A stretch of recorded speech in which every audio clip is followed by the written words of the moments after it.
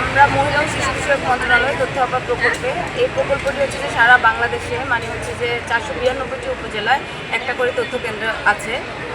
এখন হচ্ছে যে আমাদের দাবি আমরা 3 ধাপে পরীক্ষা দিয়ে এসেছি। রিটেন, ভাইভা, প্র্যাকটিক্যাল একটা প্রতিযোগিতা পরীক্ষার মাধ্যমে আমরা এখানে এসেছি। আমাদের ডিপিটিতে ছিল যে আমাদের প্রকল্পের মেয়াদ শেষে রাজস্বকরণ করা হবে। সেই প্রেক্ষিতে আমরা হচ্ছে যে 2022 সালে আমাদের মেয়াদ শেষ। আমরা তখন থেকেই হচ্ছে যে চেষ্টা করেছি সেই আগে সরকারের আমলে, কিন্তু হচ্ছে যে ওনারা এক বছর করে 2 বছর আমাদের মেয়াদ বাড়িয়েছে, কিন্তু আমাদের রাজস্বকরণ করে নাই। আমরা একটা মামলাও করেছি এই রাজস্বকরণের জন্য সেই আগে, আরও 1.5 বছর, প্রায় 2 বছর আগে। তো এখন হচ্ছে যে আমরা এই সরকার যেহেতু বর্তমান অন্তর্বর্তী সরকার যেহেতু হচ্ছে যে সংস্কার করতেছেন এবং হচ্ছে যে এই বৈষম্য বিরোধী হচ্ছে যে আন্দোলনটা হয়েছিলই, কিন্তু হচ্ছে যারা বৈষম্যের শিকার ছিল তারা যেন হচ্ছে যে এই সংস্কারের আওতায় পড়ে। তো আমরা সেই সুবাদে আমরা হচ্ছে যে এই বর্তমান সরকারের যেন আমাদের মন্ত্রণালয়টা সংস্কার করেন।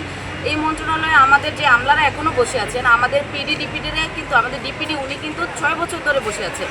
তারপর পিডি স্যার ওনারাও কিন্তু আগে সরকারের আমলে, কিন্তু দেখা যাচ্ছে কি আমাদেরকে এই ফেসিস সরকারের ট্যাগ লাগিয়ে আমাদেরকে বাদ দিচ্ছে, আমাদের প্রকল্পকে বাদ দিচ্ছে। এখন প্রকল্প তো আর আমরা শুরু করিনি, ওনারা শুরু করেছে দেখে আমরা শিক্ষিত মানুষ চাইছে দেখি আমরা এখানে হচ্ছে মহিলাদেরকে নিয়ে কাজ করি। আমরা কিন্তু হচ্ছে এই প্রকল্পে আবেদন করেছি, আবেদন করে পরীক্ষা দিয়ে যোগ্যতার সাথে পাস করে চাকরি করছি। এখন আমরা হচ্ছে যে মাঠে কাজ করছি।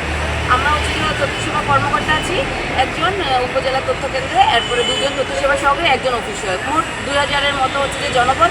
এর মধ্যে হচ্ছে যে প্রায় 600-700 পোস্ট ফাঁকা বর্তমানে। তাহলে হচ্ছে যে দাঁড়ায় হচ্ছে আমরা 1400 থেকে 1500 জন আছি বর্তমানে।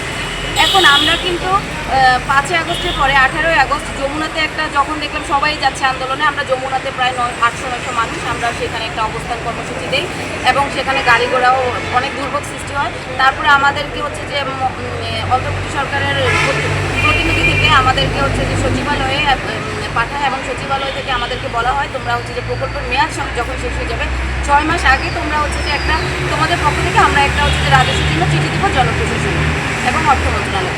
তো ওরা সেই অনুপাতে কমিটমেন্ট রাখেনি। আমাদের হচ্ছে এই জুনের 30-এ মেয়াদ শেষ। ওরা হচ্ছে যে 6 মাস আগে কী করেছে, আমাদের অফিস ছাড়ার নোটিশ দিয়েছে।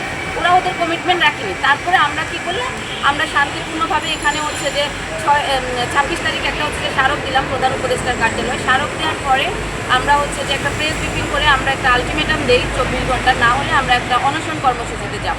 আমরা দাবি তোলার প্রক্রিয়া চালু করেছিলাম, কিন্তু আমাদের যারা প্রধান কার্যালয়ে সাদা আছেন তারাই আমাদেরকে দমিয়ে রেখেছিলেন যে আমরা যেন আমাদের ভয়ভীতি দেখিয়ে বলেন বা আমাদের প্রলোভন দেখিয়েই বলেন, আমাদের রাজস্বের কথা অল টাইম বলেছে যে আমাদেরকে রাজস্বকরণ করা হবে।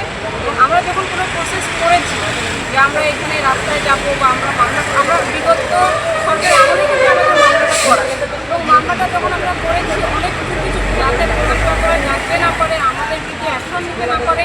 তার মানে কি আমরা ফেসিস্ট সরকারের আমলে আমরা পদক্ষেপ নিতে পারিনি আমাদের ছাত্রের কারণে, এবং তারাই আমাদেরকে দমিয়ে রেখেছে। তার মানে কি তারাই হচ্ছে ফেসিস্টের দোষর হিসেবে কাজ করেছে। এখন তারা আমাদেরকে এই সরকারের আমলে বলতে হয় যে তারাই আমাদেরকে লেলিয়ে দিচ্ছে। কেন? তারা ওই সরকারের আমলে মেয়াদ শেষ হওয়ার পরেও 1 বছর করে বাড়িয়ে আমাদেরকে তারা ঘুষ দিয়ে রেখেছে।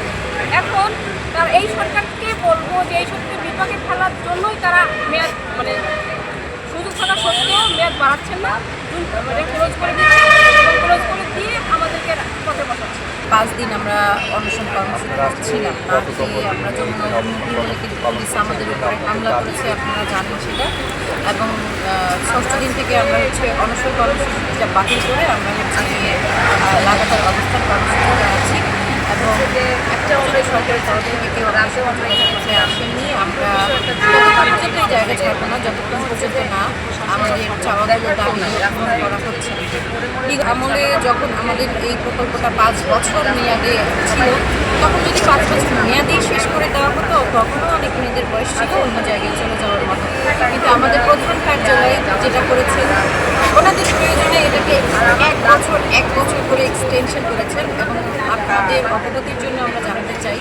আমরা এই বছর ফেব্রুয়ারি মাসের 22 তারিখে আমাদের উপদেষ্টা মহোদয়ের সাথে আমার 64 জেলার 64 জন প্রতিনিধি এসে বসেছিলাম। ওই দিন প্রোগ্রামে আমাদের যে ইডি স্যার আছে, উনি একজন অতিরিক্ত সচিব পদমর্যাদার মানুষ। উনি উপদেষ্টা স্যারকে বললেন যে ওদের চাকরি তো 22-এ শেষ হয়ে গিয়েছে, ওদের যে আমরা বেতনটা কমিয়ে দিয়েছি সেই বেতনটা দিয়ে ওদের এই আরও 2 বছর বৃদ্ধি করে ওদেরকে রাখা হয়েছে। আপনারা দেখেন এটা কত বড় একটা ইলজিক্যাল কথা, শ্রম আইন বিরোধী একটা কথা।